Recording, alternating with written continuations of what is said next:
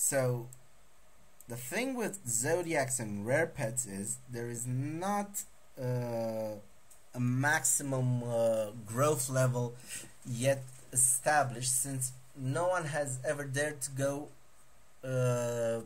higher and higher, to risk using so many advanced rebirth stones to try and go higher. And recently I've seen a pet, a dragon pet, that had a basic growth of 3.5k.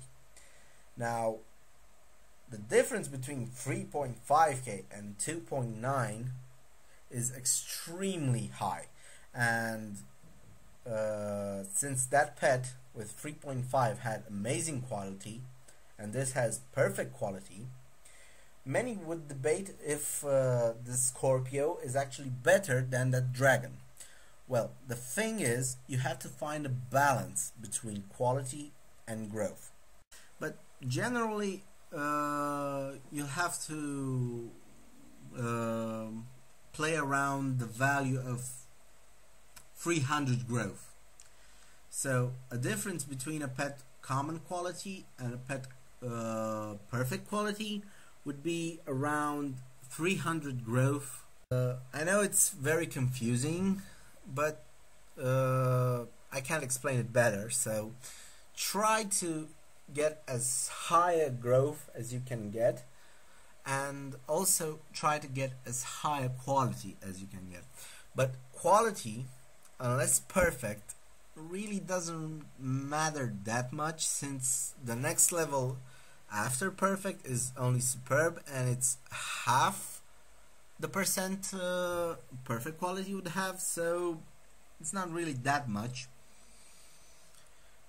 And also you have to keep in mind that perfect quality pet, when melded with another perfect quality pet, has a high chance to give birth to a perfect quality offspring, which would have a high amount of growth. Next off, you have to look at the pet skill slots. Now, the way you teach a pet skills is by buying that skill from the Zen market. You have a wide variety of skills from which you can choose, and you insert them in these skill slots. But before you are able to insert these skills, first off you have to unlock each and every skill slot, and the way you do this is by buying seal removal stones and going to talk to Pet Trainer League to enable the unlock function on these sealed skill slots. Also, each of these skills that you look for can fit in a specific skill slot type. So for example, this advanced singe can only fit in a special skill slot. So if the skill slot does not match the skill you want to use, then what you have to do is to go again in the Zen market and buy these universe emblems, which can alter the skill slot type in a random fashion. So you'll have to randomly use these skills until you use these items until you get the skill slot you need.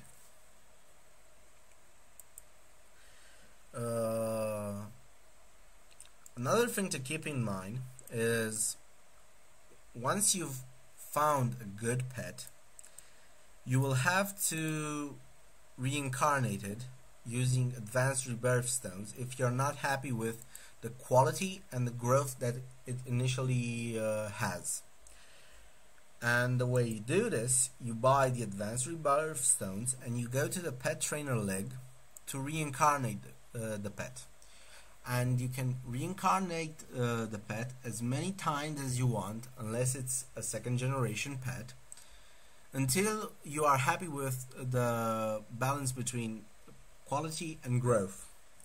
As I've said before, try to aim for a high amount of growth rather than perfect quality. Unless you are reaching perfect quality with about 600 growth points from the approximate maximum level of growth that that particular pet can have. So keep in mind that for now, from what I've seen, rare pets have an approximate maximum level of growth of 3.5k, whereas normal pets only 2.6k.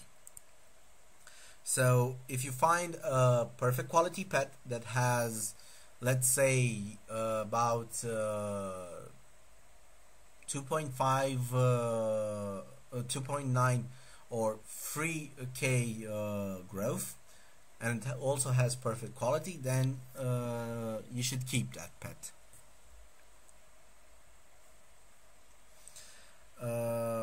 Another thing you can notice about pets is that underneath their sealed skill slots there are 6 other blanked out slots. Now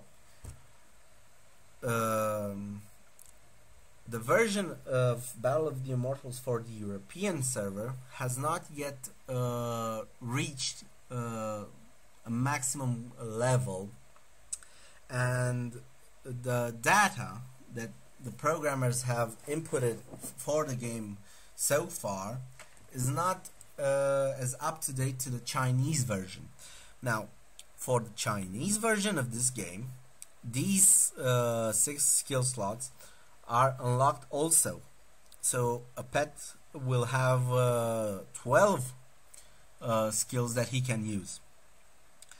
I'm not sure at what level exactly these skills will be available to us for Battle of the Immortals European and US servers, but I think it's gonna be pretty soon. So keep in mind that another 6 slots will be added to your pet. Other than that, before going to level your pet and melding it, if it has that ability, what you're going to try and get as high as possible is going to be the boost level and the fortify level. And the way you fortify a pet is by talking to the pet trainer Leg in Atlantis Square, and she will offer you the option to fortify your pet. And what fortification does to your pet is that it adds an extra % to all your secondary attributes, those being physical attack, magical attack, accuracy, evasion, and crit. So as you can see, when you select fortify a pet, you select the pet. There's also a chance and a fee for the fortification to succeed. An item needed for fortification of pets is the basic pet gem. You can use these up to level 5, fortify level, and after level 5 you will have to use the medium pet gems.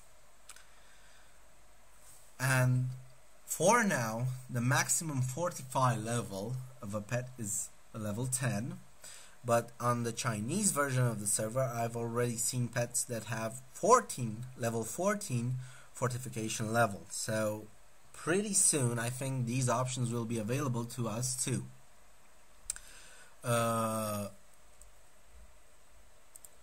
Besides boosting a pet, you also want, besides fortifying a pet, you also want to boost it. And the way you boost a pet is by using these magic stone of growth. You get these by doing the Dragon Island instance, so another reason to do that particular event. And you go into Rainbow Valley and speak to the NPC named Gordo, I think.